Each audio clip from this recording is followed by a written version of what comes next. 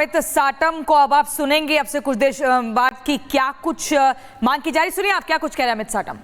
Mumbai police at that point of time in June 2020 is definitely under suspicion, and not only the police commissioner but the zonal DCP and the senior PI of Malwani police station also have to be probed and investigated into this particular matter, because this entire case is about how this entire incident was covered up. The Mumbai police botched up the investigation to bring together the broken pieces of this case.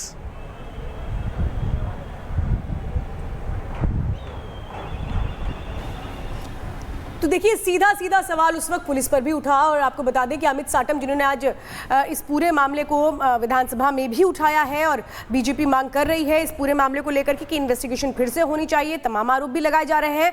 और इस बीच सवाल यही कि आखिर in fact the victim who was raped and murdered, Disha Salian's father has raised this issue, and since her father has made serious allegations, direct allegations on the then Mahavikas Aghadi government, the then minister, the then mayor of Mumbai, and since the session of the Maharashtra Legislative Assembly is going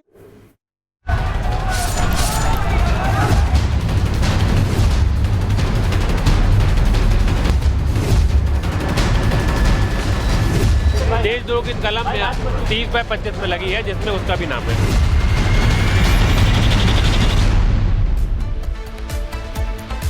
और बात नागपुर हिंसा की। नागपुर में हिंसा फैलाने वाले आरोपियों के खिलाफ देशद्रोह का केस दर्ज कर लिया गया है। नागपुर पुलिस ने इस मामले में किसी भी दोषी को नहीं बख्शने का फैसला किया है। कहां पहुंची है नागपुर हिंसा केस की जांच, इस रिपोर्ट में समझिए।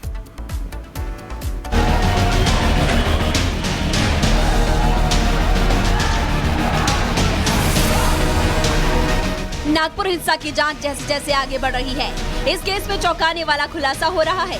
एक तरफ जहां दंगे का बांग्लादेश कनेक्शन सामने आया, तो दूसरी तरफ ये भी साफ हो गया कि नागपुर को हिंसा की आग में झोंकने की साजिश दंगाइयों ने पूरी प्लानिंग के साथ कर रखी थी, और हिंसा की चिंगारी भड़काने के लिए सोशल मीडिया को बाकायदा एक टूल की तरह इस्तेमाल किया गया।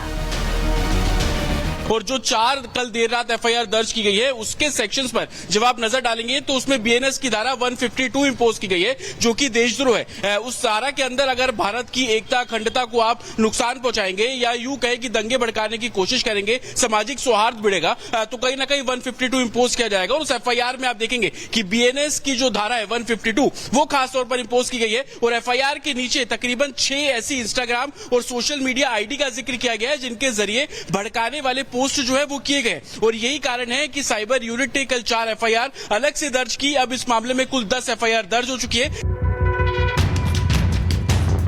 पुलिस के पास इस बात के पुख्ता सबूत है कि नागपुर में हिंसा फैलाने की साजिश पूरी प्लानिंग के साथ रची गई, और दंगा ब्रिगेड ने इस साजिश को अंजाम तक पहुंचाने और लोगों को भड़काने के लिए सोशल मीडिया का भरपूर इस्तेमाल किया। यही वजह है कि अब नागपुर पुलिस के साथ साथ साइबर सेल भी इस केस की जाँच में एक्टिव हो गई है। नागपुर पुलिस ने इस मामले में अब तक जहां 10 एफआईआर दर्ज किए, तो वहीं साइबर सेल ने भी इस केस में 4 एफआईआर दर्ज किए हैं, जबकि अब तक जांच के आधार पर 200 आरोपियों की पहचान की जा चुकी है। लेकिन ये जांच यही नहीं रुकने वाली, क्योंकि पुलिस के रडार पर वो 1000 लोग भी हैं जो दंगाग्रस्त इलाकों में उत्पात मचाने सीसीटीवी में कैद हुए। नागपुर पुलिस इस केस की जाँच को लेकर कितना सख्त रुख अपना चुकी है, इसका अंदाजा इसी से लगाया जा सकता है कि पुलिस ने अपनी दूसरी एफआईआर में आरोपियों के खिलाफ देशद्रोह की धाराएं भी जोड़ दी है। दंगाइयों की नागपुर को दहलाने की साजिश कितनी सुनियोजित तरीके से रची गई थी, इसका इशारा जांच में सामने आए 172 वीडियो लिंक से भी हो रहा है, जिसमें दंगाइयों ने सोशल मीडिया हैंडल से न सिर्फ अफवाह फैलाने के मकसद से फर्जी वीडियो बनाए, बल्कि उसे अलग अलग सोशल मीडिया अकाउंट से पोस्ट भी किया। बीएनएस सेक्शन 152 जो हमने इम्पोज किया है, उसमें अलग अलग इंग्रेडिएंट हैं, लेकिन हमारे से जो रेलेवेंट है वो 2 चीजें हैं। एक तो आर्म्ड एग्रेशन को प्रमोट करना, और दूसरा सबवर्सिव एक्टिविटी को प्रमोट करना। तो इसमें जो वायलेंस हुआ था, पुलिस के खिलाफ में जो वायलेंस हुआ था, उसके वीडियोस को इन लोगों ने कट करके, और उसके साथ में इस प्रकार का उन्होंने मैसेज दिया है कि जैसे कि फॉर एग्जांपल सर तन से जुदा, नागपुर में जो हुआ वो सही हुआ, ऐसा हर जगह होना चाहिए। 6+ लोगों को हमने उसमें एफआईआर में डाला है, लेकिन अभी और भी ऐसे पोस्ट हैं जिनको हम लोग स्टडी कर रहे हैं। जाहिर है कि नागपुर हिंसा की जांच हर एंगल से की जा रही है। पुलिस के रडार में वो तमाम लोग हैं जिन्होंने नागपुर में दंगे की चिंगारी भड़काई। पुलिस का संदेश साफ है, दंगा भड़काने वाले गद्दार देसी हो या बांग्लादेशी, वो कानून के शिकंजे से बचेंगे नहीं। Bureau report, Republic Bharat.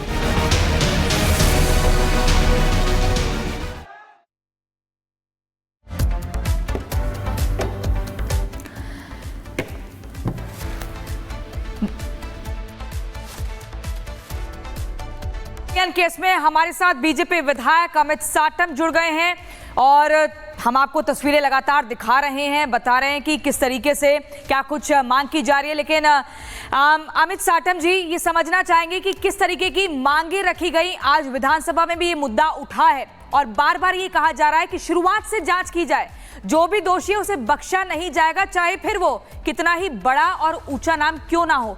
किसकी तरफ इशारा है ये?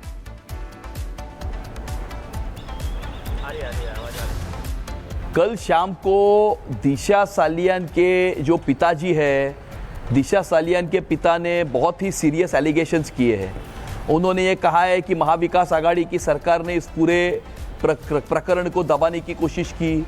उन्होंने ये कहा है कि महाविकास आघाड़ी सरकार के एक मंत्री इसमें शामिल है। उन्होंने ये कहा है कि मुंबई की महापौर ने इस प्रकरण में उनके ऊपर दबाव डाला, उनके ऊपर प्रेशर बनाया। और इस प्रकार के एलिगेशंस पहली बार दिशा सालियन की फैमिली ने पहली बार इस प्रकार के एलिगेशंस किए हैं, जो बहुत ही गंभीर स्वरूप के एलिगेशंस है। और इसीलिए आज महाराष्ट्र की विधानसभा में हमने ये मांग की है कि एसआईटी इसमें जो फॉर्म की गई थी दिसंबर 2022 में, उस एसआईटी के क्या इन्वेस्टिगेशंस है, उस एसआईटी के क्या फाइंडिंग्स है, और एसआईटी के इन्वेस्टिगेशंस और फाइंडिंग्स जो है वो जनता के सामने आने चाहिए।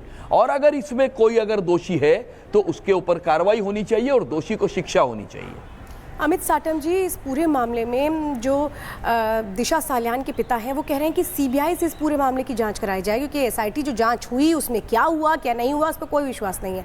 आप लोग क्या सीबीआई जांच की तरफ कोशिश करेंगे? हमारा अभी जो मुंबई पुलिस है, अभी जो एसआईटी है, उसके ऊपर हमारा ये पूरा विश्वास है। और एसआईटी जो है उसके ऊपर इन्वेस्टिगेशन कर रही है, क्योंकि उस समय के ऊपर जब भी 2020 में घटना हुई थी तो सारे एविडेंसेस डिस्ट्रॉय करने की कोशिश की थी, सारे forensic evidences, circumstantial evidences destroy करने की कोशिश की थी, इसका कवर अप किया गया था। इसीलिए स्वाभाविकता से एसआईटी 2-2.5 साल के बाद फॉर्म हुई। 2.5 साल के बाद उस केस का फिर से इन्वेस्टिगेशन करना, सारे चीज़ों को फिर से एक बार जोड़ना, सारे सबूत फिर से एक बार जमा करना, तो ये बहुत ही कॉम्प्लिकेटेड केस है। लेकिन हमें यह पूरा विश्वास है कि एसआईटी जो है इसमें जो अंतिम कंक्लूजन तक जरूर आएगी और जनता के सामने अपने फाइंडिंग जरूर रखेगी।